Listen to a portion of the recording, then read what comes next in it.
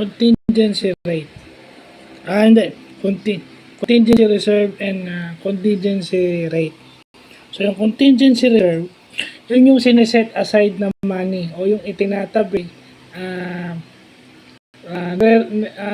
nire-reserve for any untoward events or untoward incident. So, kumbaga, ito yung kumbaga sa local government, ito yung sinasabi nilang Quick Response Fund o yung QRF nila. Ito yung sineset aside nilang pera para mabilis silang makarespond dun sa mga constituents nila na kailangan ng tulong. So, yung QRF, parang ito yon yung contingency reserve. So, ang usual na ginagamit dito is yung flat rate method. Mag-a-add ka ng certain percentage dun sa project budget. Yun yung flat rate method. Mag-a-add ka ng certain percentage.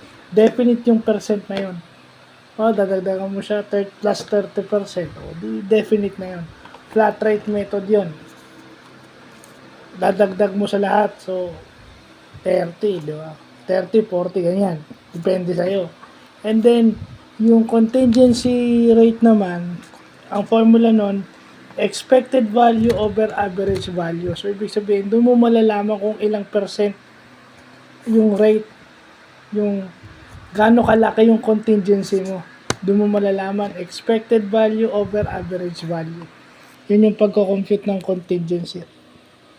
So, another project management knowledge, lalo na sa IT. So, yun lang po.